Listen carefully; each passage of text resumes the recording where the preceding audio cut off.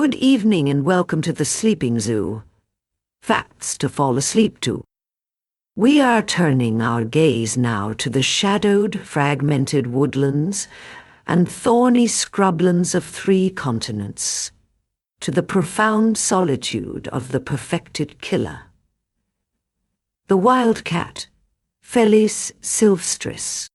This animal is the foundational ancestor of the vast global population of domestic cats, a creature whose evolutionary success is inextricably tied to its stealth, its uncompromising independence, and its profound inherent wildness, a wildness now standing at the precipice of genetic annihilation. The wildcat is not a single monolithic entity, but a constellation of adapted forms, a distributed intelligence across disparate biomes, yet bound by the shared mandate of hyper-carnivorous efficiency. To fully appreciate its biological mandate and its precarious existence, we must begin with a rigorous taxonomic and historical assessment of its lineage, understanding the subtle yet critical differentiations that define the ancestral form against its global domesticated progeny. The species Felis silvestris is traditionally passed into 3 primary, geographically and morphologically distinct subspecies, each representing a distinct optimization to its local climate and prey base across an immense Eurasian and African range.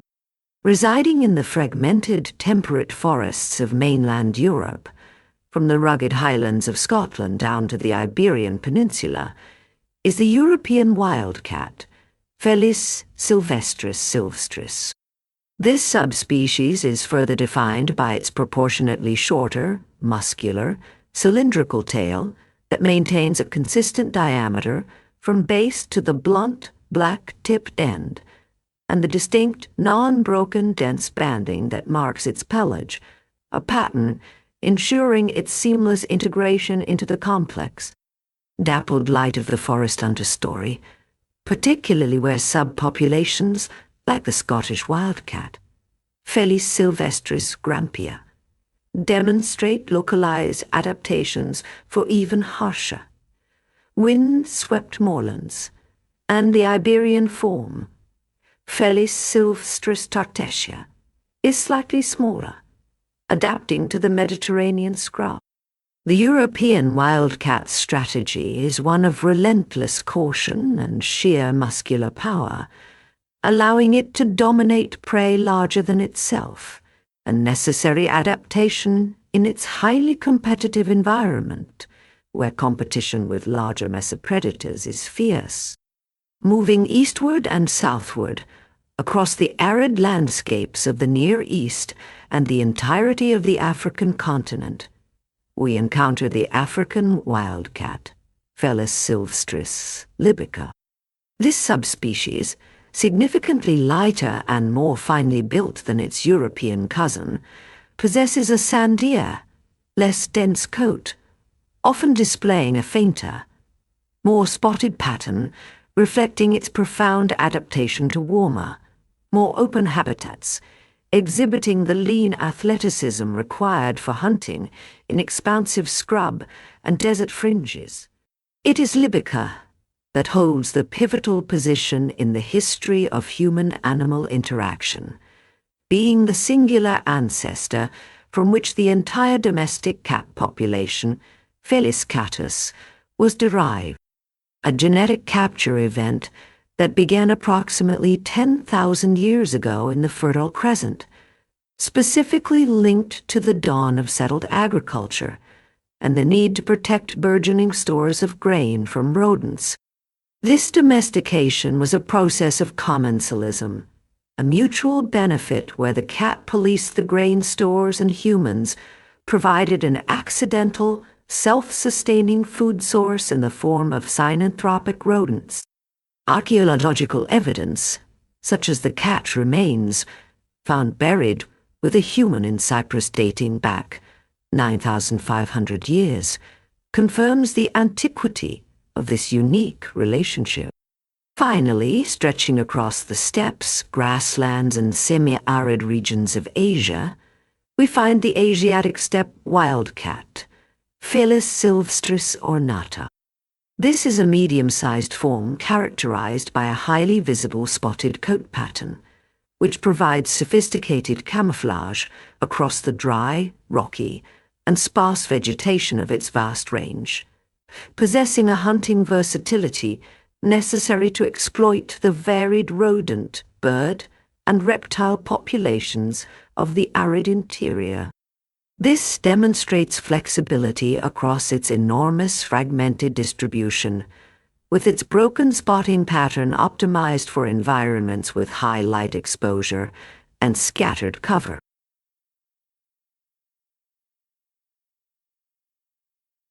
These three forms, while genetically linked and sharing the fundamental wildcat template, represent a living study in ecomorphological variation, where each has maximized efficiency for its particular domain.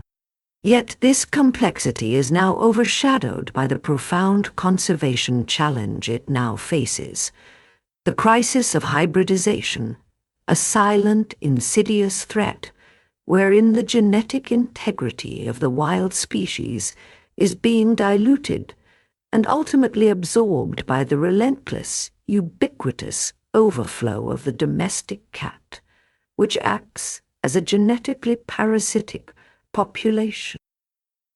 To comprehend the wildcat's operational efficiency, we must dissect the physiological and anatomical analysis. The perfected predator, a blueprint for solitary, nocturnal efficiency honed over millions of years of selective pressure. The wildcat's sensory apparatus is an integrated system designed to function optimally in low light and complex acoustic environments, a clear evolutionary mandate for a crepuscular and nocturnal hunter whose survival relies on detecting the slightest movement of subterranean and surface prey. Its vision is spectacular, centered on massive, vertically elliptical pupils capable of maximum dilation to admit the absolute minimum of available light, maximizing photon capture in near total darkness. The retina is overwhelmingly dominated by rod photoreceptors, the cells responsible for low light sensitivity, at a ratio far exceeding that found in diurnal predators. This provides superior motion detection, but at an evolutionary trade-off of reduced color and fine detail perception in bright daylight. Overwhelmingly dominated by rod photoreceptors, the cells responsible for low light sensitivity at a ratio far exceeding that found in diurnal predators. This provides superior motion detection, but at an evolutionary trade-off of reduced color and fine detail perception in bright daylight. The tapetum lucidum, a specialized reflective layer of cells behind the retina composed of crystalline riboflavin, acts as a biological mirror, reflecting photons back through the retinal cells that have not yet absorbed them, effectively doubling the light absorption and visual acuity under conditions of near-total darkness, lending the animal its characteristic, unnerving bright eye shine in the dark. This extreme visual acuity is paired with an auditory system of equal finesse. The mobile pinnae, or external ears, are independently controlled by a sophisticated array of up to 30 individual muscles, allowing them to swivel rapidly and precisely through 180 degrees of arc, acting as hyperdirectional sound funnels. This allows for hyper-accurate sound localization, calculating the interaural time difference ETD and the interaural level difference yield of sound waves between the two ears with milliseconds of precision, essential for identifying the exact location of prey rustling deep in leaf litter or moving through subsurface tunnels. This auditory specialization allows the wildcat to detect and pinpoint ultrasonic frequencies emitted by rodent vocalizations and movements, providing a crucial hidden layer of sensory data undetectable to most of its larger competitors. Furthermore, the wildcat's sense of scent and touch, mediated by a highly sophisticated nasal structure, and the exquisitely sensitive vibroside whisker salloet to construct a precise, multi-dimensional map of its immediate surroundings, essential for navigating and executing the final, fatal pounce in pitch darkness. These whiskers are deeply rooted in a specialized follicular sinus complex, rich in Merkel cells, Pacinian corpuscles, and other mechanoreceptors that register the slightest change in air pressure. This ability, known as rheotaxis, allows the wildcat to detect the air displacement caused by moving prey, measure gaps, and judge the precise distance and angle for the killing bite, even when visual cues are completely absent, making the whisker system a non-contact sensor array. The physical structure is one of compact, explosive power, built for unparalleled acceleration and rugged durability rather than sustained endurance. The wildcat possesses a more robust skeleton and dramatically greater muscle mass density compared to a typical domestic cat of similar size, a distinction that is often visible in the proportionately wider cranium and shorter limb bones, resulting in a heavier, more purposeful, and stealthier gait. Its coat, particularly that of the European subspecies, is remarkably dense and features an oily water-repellent layer of guard hairs, providing essential insulation and thermoregulation against the damp cold that permeates its forest habitats. The most distinguishing morphological feature, aside from the general robust build, is the tail, an appendage of critical biomechanical importance. This tail is thick, heavily furred, and muscular, typically maintaining a consistent diameter from base to tip, ensuring it does not taper significantly, and culminates in that definitive, blunt, non-tapered black tip, often displaying 3 to 5 distinct, dark, complete rings along its length. The tail functions as a critical counterbalance and an inertial flywheel during complex movements, controlling the moment of inertia. By adjusting the position of the caudal vertebrae, the tail provides the necessary stability for navigating steep, uneven terrain, traversing rocky outcrops, or making the sudden, high G shifts in trajectory necessary during a pursuit, acting to conserve angular momentum during a sudden, high-speed pivot. This biomechanical control is essential to the cat's acrobatic precision.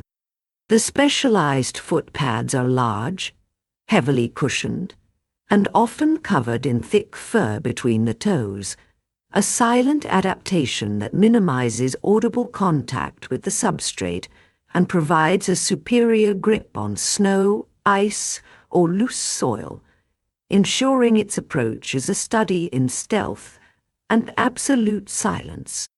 In comparing this physiological masterpiece to its domesticated descendant, a clear distinction emerges.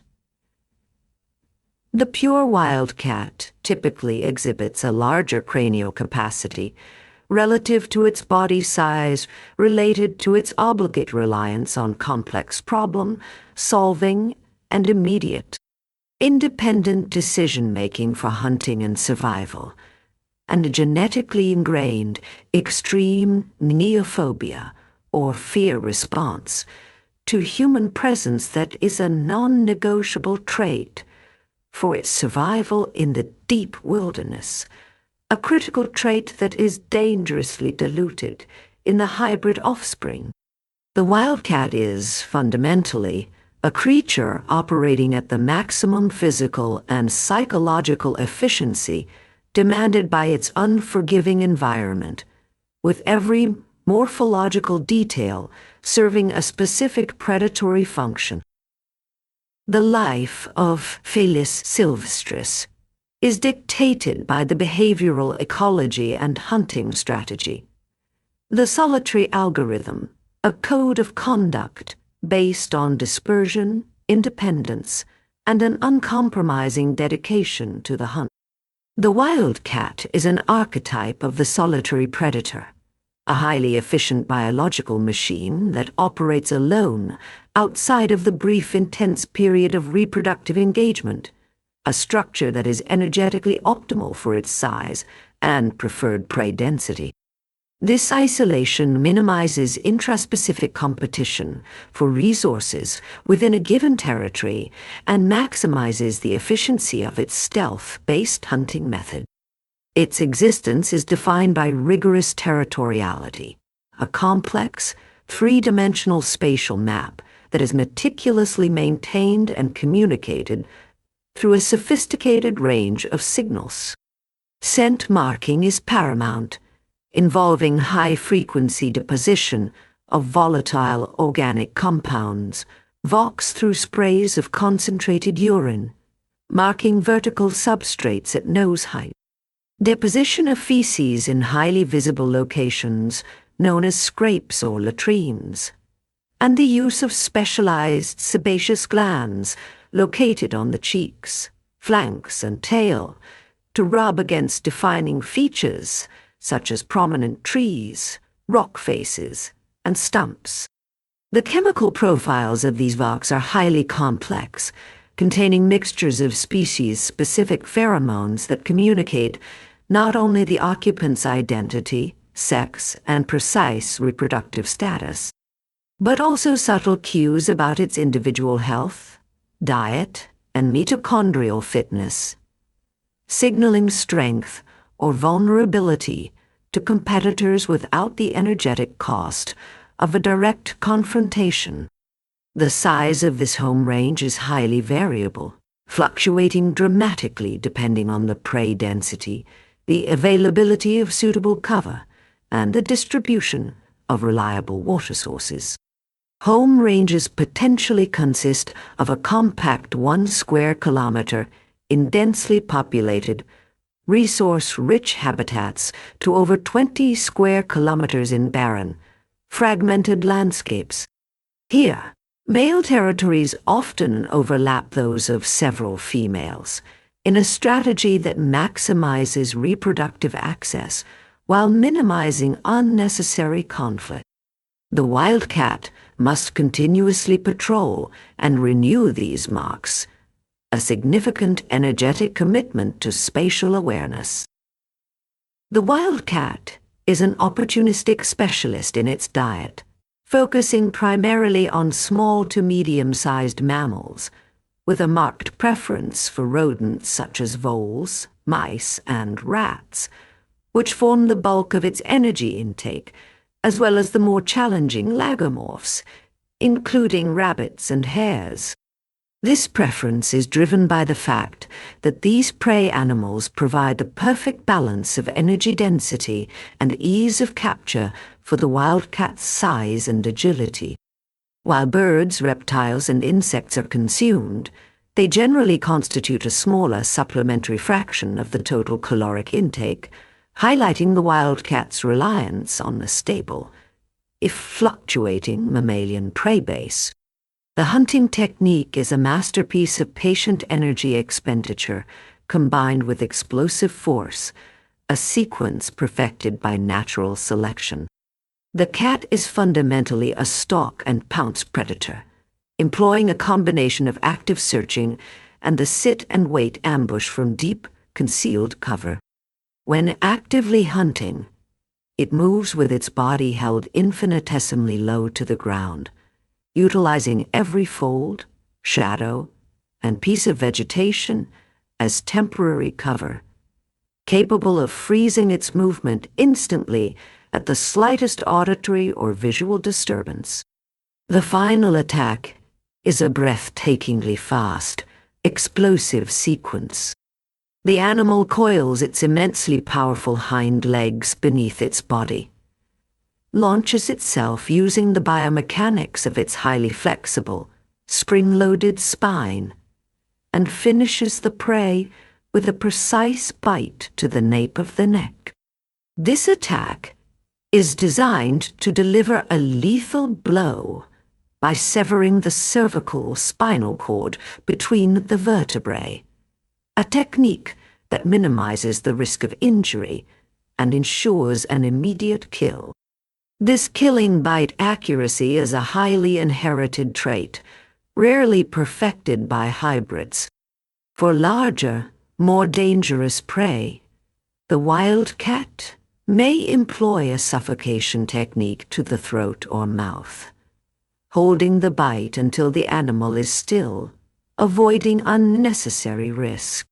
This reliance on stealth, precision, and the biomechanical advantage of surprise dictates its activity patterns. The wildcat is predominantly crepuscular and nocturnal, maximizing its advantage over diurnal prey and minimizing encounters with larger, competing predators such as foxes and badgers. Its entire behavioral repertoire is an algorithm designed to maintain a low energetic profile while maximizing the probability of a high-return predatory strike, a silent, continuous calculation in the wild theater of competition. The continuance of the species is mandated by the reproduction and parental investment, the seasonal imperative, a demanding period of communal interaction that briefly interrupts the wildcat's otherwise solitary existence, a critical phase where the species' wild traits are indelibly encoded in the next generation.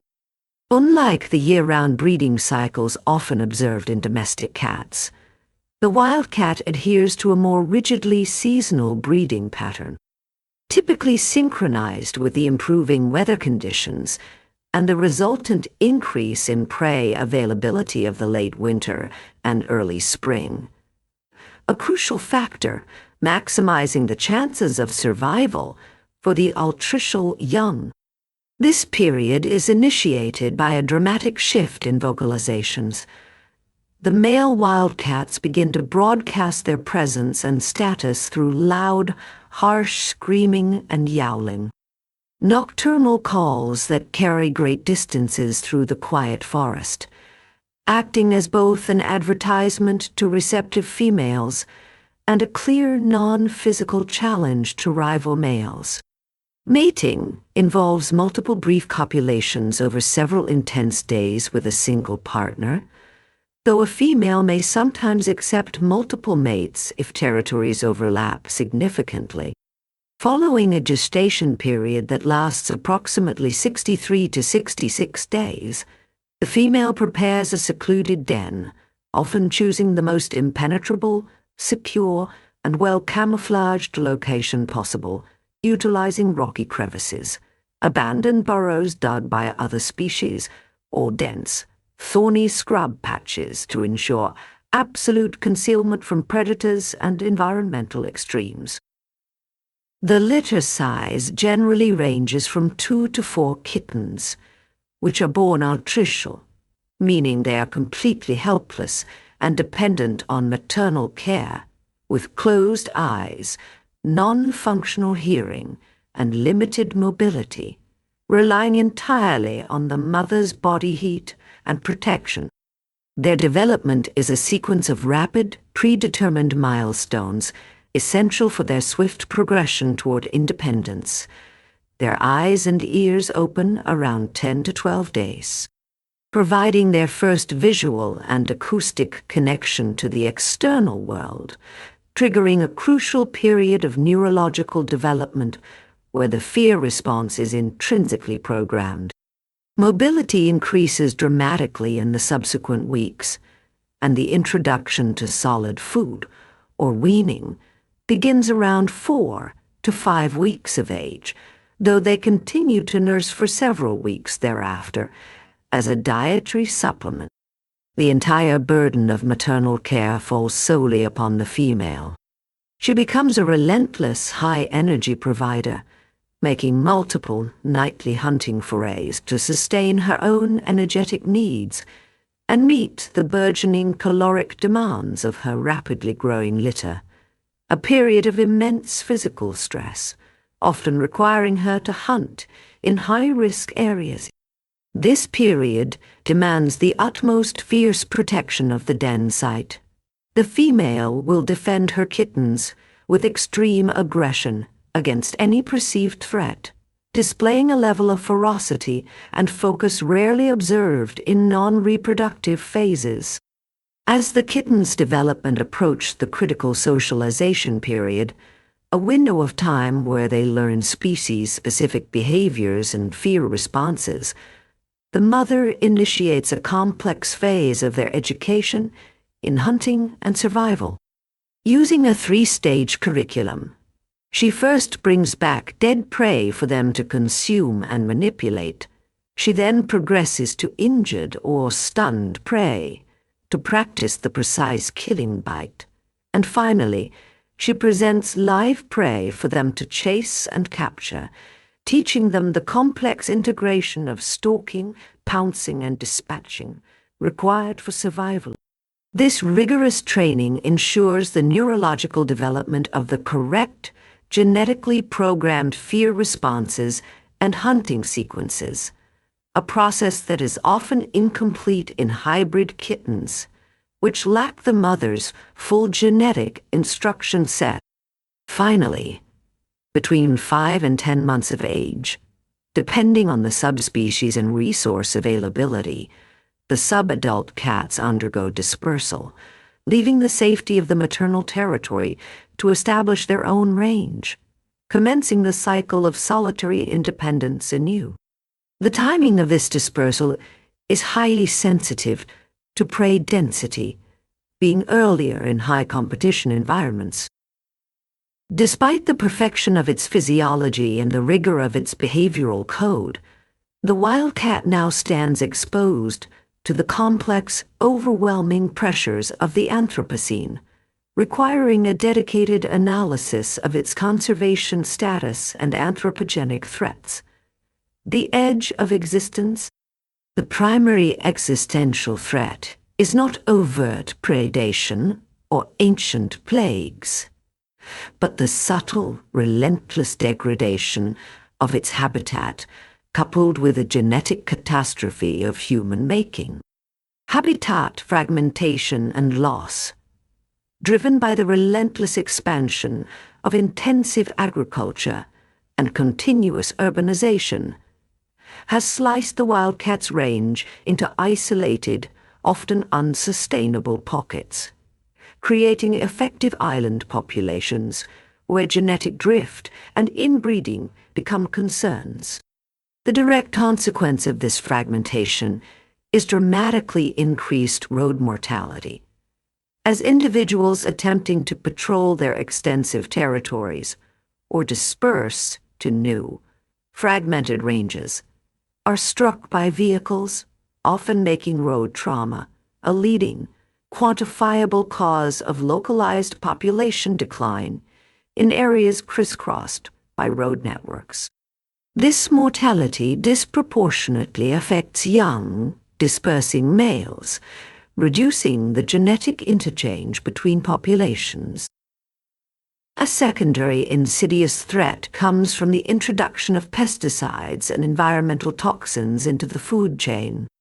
As the wildcat preys heavily on rodents which often consume poisoned grain, contaminated insects, or agricultural pests, fat-soluble organochlorine toxins undergo bioaccumulation in the feline's tissues.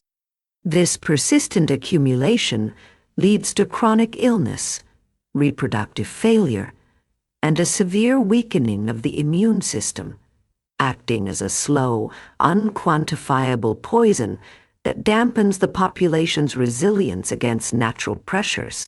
Furthermore, Contact with domestic cats introduces significant disease risk, with the transfer of pathogens like feline leukemia virus and feline immunodeficiency, posing a fatal threat to wild populations that lack the herd immunity found in high-density domestic environments. The historical hunting and trapping of the animal for its fur or as a perceived threat to small livestock has largely been outlawed in the European range. Illegal trapping and incidental shooting still occur, a persistent remnant of historic animosity toward predators, particularly where wildcat identity is confused with feral cat identity. Yet, all these external threats pale in comparison to the existential threat posed by the hybridization crisis, a phenomenon particularly acute for the European wildcat, Felis silvestris, and the African wildcat, Felis silvestris libica, in areas adjacent to human settlements. The issue is straightforward and catastrophic. The wildcat shares its territory with an estimated 600 million free-ranging domestic cats. Felis catus, a staggering population density that provides an inescapable, genetically disruptive pool of non-wild genetics. When a pure wildcat mates with a domestic cat, the resulting hybrid offspring are fertile. These first-generation hybrids often possess an intermediate set of traits, appearing visually similar to a pure wildcat, but critically lacking the necessary, deeply ingrained behavioral and physiological adaptations for long-term survival in the deep wilderness. Most significantly, they exhibit a drastically reduced neophobia, or fear of humans, and an increased tolerance for human-modified landscapes and scavenging behavior, leading them to occupy marginal, fragmented habitats, where they further interbreed with both pure wildcats and other hybrids. This phenomenon leads to a continuous, irreversible process of genetic dilution, or genetic swamping. The unique, millennia-old genome of Felis silvestris, which encodes the robust physique, the extreme shyness, the specialized hunting rigor, the superior anti-predator vigilance, and the dense specific coat patterns necessary for its survival, is slowly being washed away. The hybrid population often suffers from fitness depression, exhibiting reduced fertility, higher susceptibility to disease, and lower successful hunting rates compared to pure wildcats, creating a demographic sink that pulls the pure wild population down with it. The population is not disappearing through immediate death, but through genetic absorption, transitioning from a genetically distinct wild species to a composite, domesticated dominant hybrid swarm. This makes conservation efforts exponentially more complex, as the traditional focus on habitat protection must now include aggressive and controversial domestic cat sterilization and management programs in adjacent areas aiming to reduce the pool of hybridizing genetics that threatens to dissolve the very essence of the wildcat species. Genetic mapping projects utilizing microsatellites and mitochondrial DNA analysis are now the last line of defense, desperately seeking to identify and isolate the last remaining pockets of pure, unadulterated Felis silvestris before the shadow of the house cat fully eclipses the ancestral flame. The wildcat story is thus a profound and tragic scientific parable, a creature that survived the glacial ages and the direct antagonism of man is now facing its end not by the predator's claw or the hunter's trap, but by the quiet, relentless encroachment of its own softer, domesticated shadow, demanding a radical re-evaluation of conservation strategy that encompasses both ecology and evolutionary genetics to secure its future. Thank you, and good night.